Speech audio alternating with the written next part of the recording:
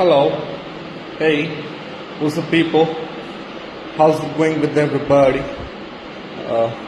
I hope all is great with all of you out there. I thought I'll make a quick video. I have some free time. We're in third week of May right now. Summers is driving everybody crazy for sure. It's almost 45 degrees Celsius out there. So I decided to make this video indoors weather. It's quite hot outside. The sun is quite harsh. So what's up with everybody? I thought I'll make another video about more statistics. Last time I was making a video and I didn't really cover all the stats I wanted to give a try on, but let's keep going. I thought I'll make more videos. I'll cover more stats in this video. So this is about the same, about more statistics. Let's not waste too much time and let's get started with interesting statistics. Let me see, what do I have over here. Okay, this is about GCCs, global capability centers. Let's see, what does it say about GCCs? It says GCCs are specialized offshore entities set up by companies operating across the world, and these centers support a raft of business processes including IT, human resources, finance, analytics, among others. It says that in last 13 years, the number of GCCs has doubled from 700 to 1580. And the employee headcount is of around 1.7 million just because of these GCCs. They're hiring like 1.7 million people. This figure starts from last year, fiscal year 2023. So they were hiring 1.7 million people, and how the number of GCCs have grown over the period of time from 700 to 1580 in a matter of last 13 years. It says that India's services export grew to nearly $340 billion in 2023, outpacing goods export growth. This is about services export. We covered this topic in the last video, how we had stats from different organizations, and over here it says that India's service exports grew to nearly $340 billion. This is a big amount again. $340 billion in year 2023, outpacing goods export growth. So it says that India's share in global services export rose from under 2% in 2005 to 4.6% in 2023. And then on the other hand, the goods export increased from 1% in 2005 to 1.8% in 2023. So this is about services exports of amount $340 billion in year 2023, and the percentage share in global services export.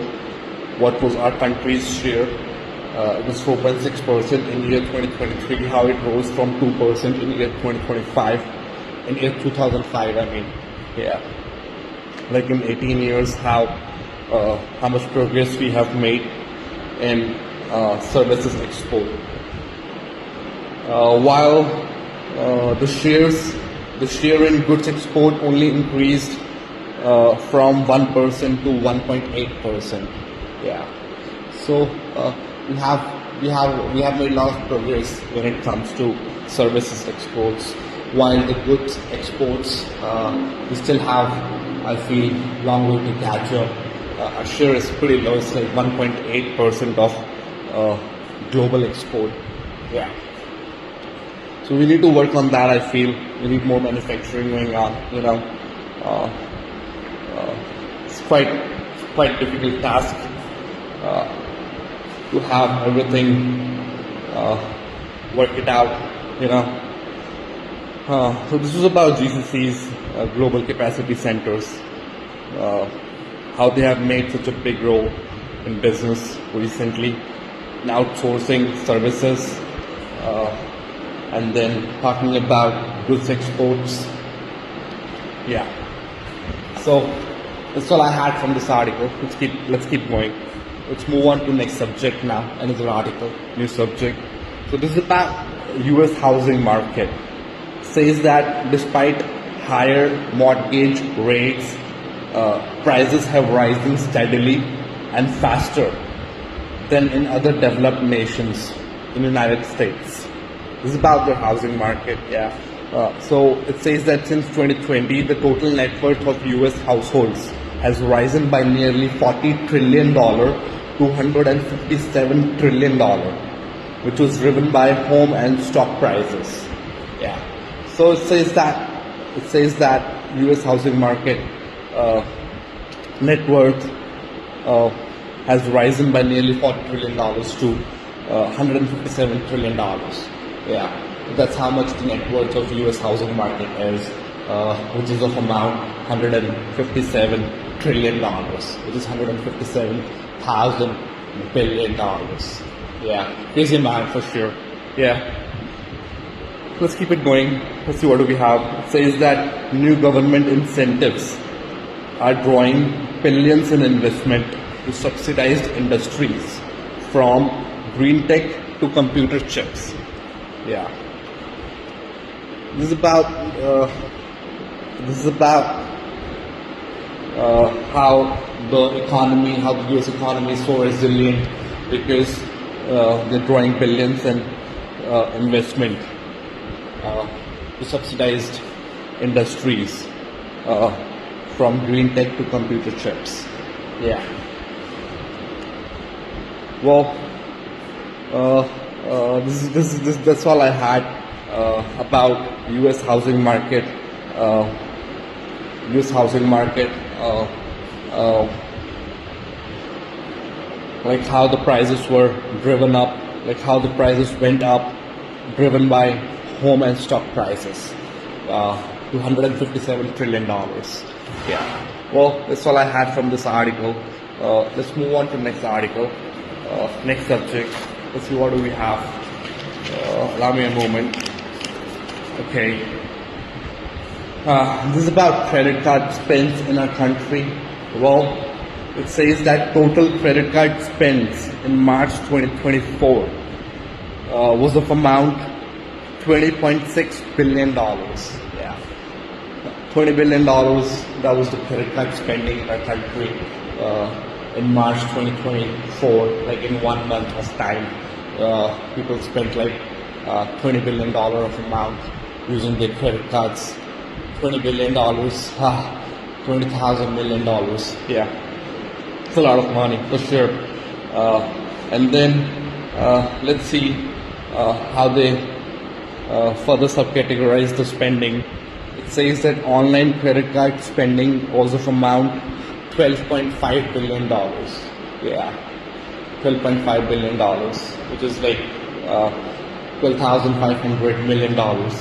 That was the online spending for 1 month. And offline transactions was of amount $7.54 billion. Yeah, $7,540 billion. Million dollars, I mean, $7.54 billion. Yeah, it's again big amount for sure. And then it says that number of credit cards in the country crossed 100 million mark for the first time in February. Yeah. So, there are 100 million credit cards which is being issued by the banks or NBFCs to the customers. So that was 100 million mark. And let's see the market share. The HDFC Bank had a market share in credit card of 20%. SBI had a share of 18.5%. ICICI Bank had a share of 16.6%, Axis Bank had a share of 14% and Kotak Mahindra Bank had a share of 5.8%. Yeah. And let's see what else do we have. We have debit card transactions. It says that the value of debit card transactions in stores was of amount $3.7 billion. This is $3,700 million. And online transactions on debit card was of amount $1.9 billion. Yeah, $1,900 million. Yeah, almost a couple of $billion. Yeah, that was the online transactions of debit cards. Well, that's all I had from this article. So we covered credit card spending online and then credit card spending offline and then number of credit cards that people hold. Other than that, debit card transactions in store and online. So we had a look at these figures in this article. Let's keep it going. Let's move on to new subject, new article, new subject. Yeah. Let's see what do we have. This is about Apple's quarterly revenue by product. Well, Apple has many products. Like I've brought up so many times how such a big firm, almost $3 billion of market cap. So if we go by their products, the iPhones had a revenue of $51 billion in March 2023 quarter. Yeah.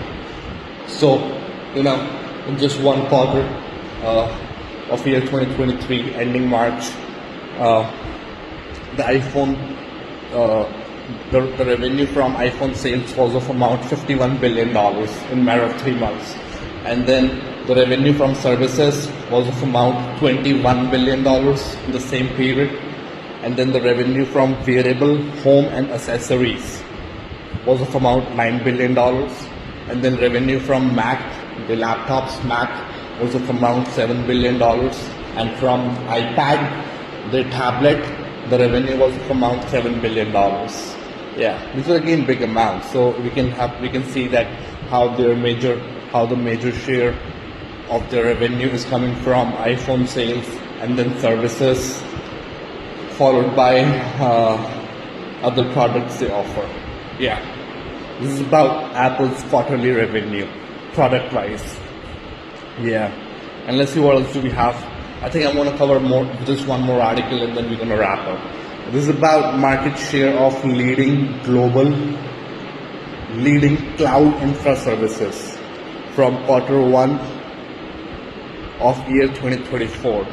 Yeah, this is about cloud infrastructure, cloud infra services. So let's look at this. Amazon Web leads the cloud tech market. Yeah, with a share of 31%. Then Microsoft Azure captured 25% of market share of cloud infra. Google's cloud services claim 11% of market share. And then these big three, Amazon Web, Microsoft Azure, Google's cloud, these big three, they account for 2/3 of the cloud market.